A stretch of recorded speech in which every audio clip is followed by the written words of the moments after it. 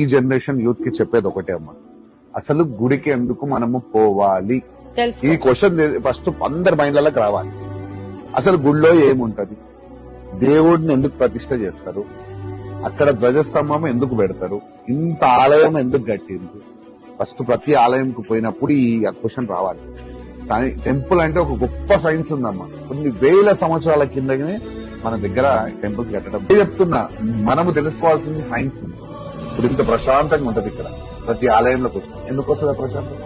Positive energy ఎందుకు ఉంటది? ఇక్కడ మిషన్స్ పెట్టామా మనం? పెట్టలే కదా. ఎక్కడి నుంచి వస్తుంది ప్రాసెస్? న్యాచురల్ గా వస్తుంది. న్యాచురల్ గా వస్తుంది. ఎందుకు వస్తుంది? ఇక్కడ ఒక ఏదో పవర్ అంతే. ఎక్కడి నుంచి వస్తుంది? దేవుడి నుంచి. ఆ శక్తి ఉండడం కాదు, సన్ రైజెస్ తోటి ఇక్కడ పంచభూతాలు ఐక్యమై ఇక్కడికి వస్తాయి. ఇక్కడ కూడా ఎందుకు ఉంటాయి అది ఆ ప్రశాంతత? గుళ్లలో సృష్టి నియమాన్ని పాటిస్తూ ఉంటాం మనం. ఎలా పాటిస్తాము? సూర్యోదయం కంటే ముందే ఇక్కడ అన్ని క్లీన్ అయిపోతాయి. ఆ సూర్య కిరణాలతో పాటు పంచభూతాలు ఐక్యమై ఆ శక్తి ఇక్కడికి రావడం జరుగుతుంది.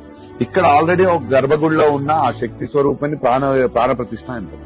అక్కడ ఒక శక్తి ఉంటది. ఆ శక్తి ఈ పంచభూతాలు ఐక్యమై ఆ సూర్యుడితో కలుపుకొని ఆ శక్తి రెండు ఏకమైనప్పుడు పంతులు గారు చదివే మంత్రాలతోటి ఆ శక్తి పెరుగుతా ఉంటది. ఇక్కడ జరిగే క్రియతోటి దాని వలన దాని నుంచి గర్భగుడి నుంచి పైన ఉన్న కలుషం ఉంటది ఒకటి. ఆ కలుషం నుంచి ధ్వజస్తంభానికి లింక్ అవుతుంది ఆ శక్తి.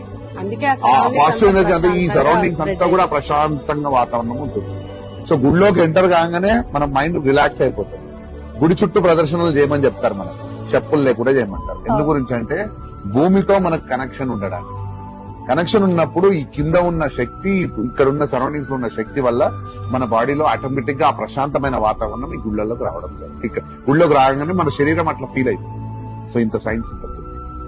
ఇక్కడికి వచ్చి ఆ ప్రదర్శన చేసుకుని గుడి ముంగడికి వచ్చి దేవుడిని మొక్కితే మనకు ఆ ప్రశాంతమైన వాతావరణం నెక్స్ట్ మినిట్ మళ్ళీ కొత్తగా మొదలవుతుంది.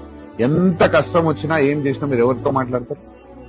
అమ్మా నాన్నలతో మాట్లాడతారు. అమ్మా నాన్నల తర్వాతనే మనకు కనిపించే దేవుళ్ళు మన అమ్మా నాన్నలే, గుర్తుపెట్టుకోండి. తర్వాతనే దేవుడు. మనం ఎవరికి ఫోన్ చేస్తాం? అమ్మకో నాన్నకో ఫోన్ చేసి మన బాధ చెప్పుకుంటాం. సో గుడి కూడా అట్లాంటిది. ఈ సృష్టికి అమ్మా నాన్నల ఆ శివ పార్వతి ఏ దేవుడు అయినా కానీ అక్కడ ఆ గుడిలోకి వచ్చి మనం ఎవ్వరికి చెప్పకపోయినా ఇక్కడికి వచ్చి మనం వాళ్ళని తలుసుకొని నాకు ఈ కష్టం ఉందని మొక్కుకొని పోయిన తర్వాత నువ్వు మంచిదైతే ఖచ్చితంగా నీ కష్టం నెరవేరు. ఇక్కడ నుంచి నువ్వు ఇక్కడ రాగానే నీ మైండ్ రిలాక్స్ అయిపోతుంది. ఎందుకు అవుతుంది? బాడీ రిలాక్స్ అవుతుంది, మైండ్ రిలాక్స్ అవుతుంది.